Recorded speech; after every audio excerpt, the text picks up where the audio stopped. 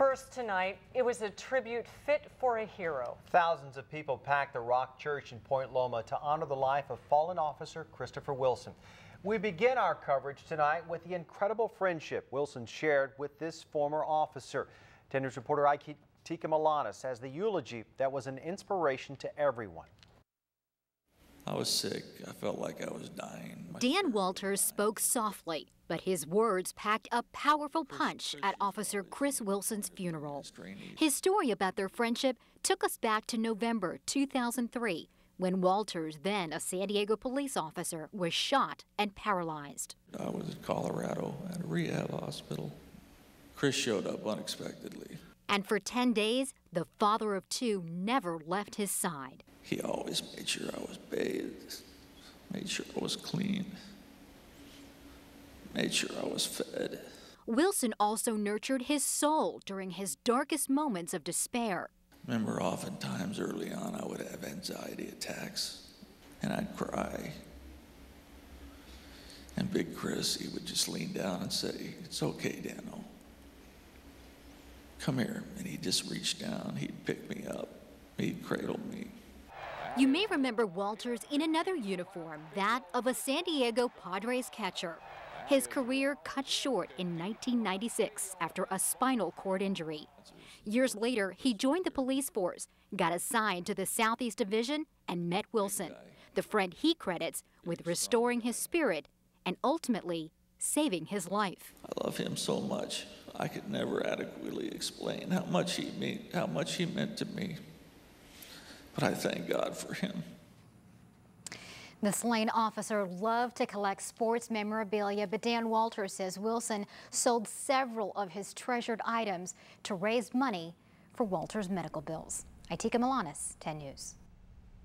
The tribute to Officer Wilson started before dawn with a procession of nearly 800 law enforcement officers from across the state and around the country.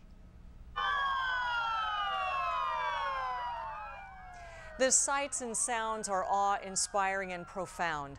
An endless line of patrol cars, lights flashing, sirens on. The procession wound through the streets from Qualcomm Stadium to the Rock Church in Point Loma, where family, fellow officers, and even the governor said a final farewell.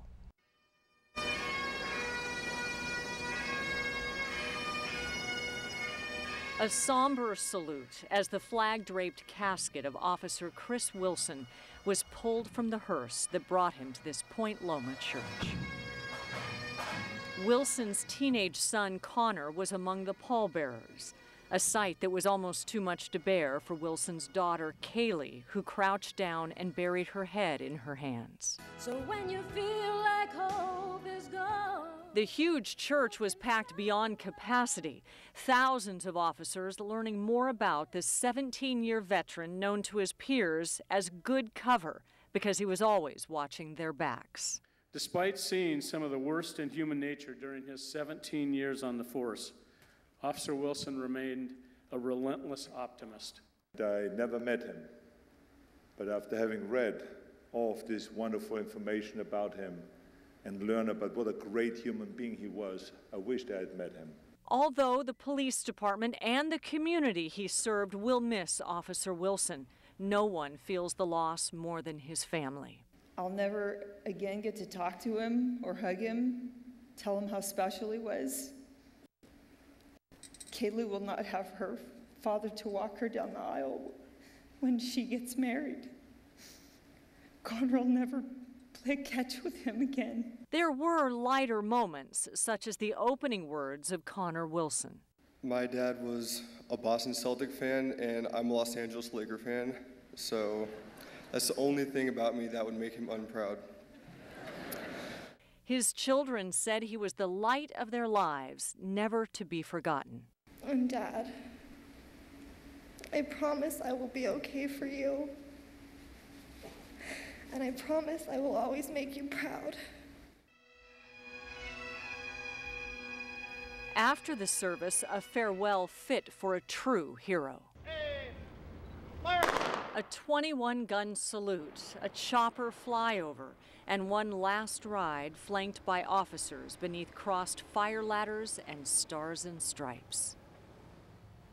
The Wilson family said they appreciated the huge support from everyone, with officers here from as far away as New York paying tribute. Over the past week, we have learned that Officer Chris Wilson was not only an amazing human being, he was also a very funny character. And that was evident in the childhood stories that were told today by those who knew him best. He was outside in the house and was playing with a magnifying glass, and he started the house on fire. The fire department came and chastised him. Why was it life-changing? Because it was at that point he decided, I don't want to be a fireman, I want to be a police officer. Sorry, Chief.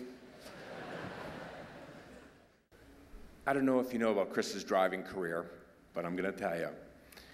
He wrecked his first car, and I was there at age 14 in the driveway of his mother's house. It was Ann's Toyota Corolla, and it was this little tiny crack-a-box car. Now, back then, in the state of Vermont, I don't think anyone knew what a Toyota was. But Chris was very proud of this car because it had been to Alaska, and he could drive it. And he would drive it on these 5 acres of property that they had. And somehow, at a high rate of speed, when he was backing it up, he backed it into the perfect corner of the garage. Not only putting a perfect V in the back of this Toyota, but knocking the garage off its foundation.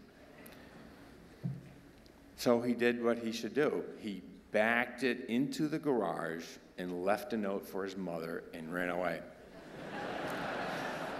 I feel comfortable that I can tell you this story now, and fortunately your background investigators never heard this story before they hired Chris.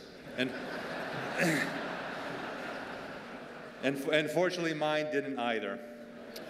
But you know, when we had a school dance at this little college, it was much like a high school dance. And I had left a jacket, nice little members-only jacket sitting on a table somewhere.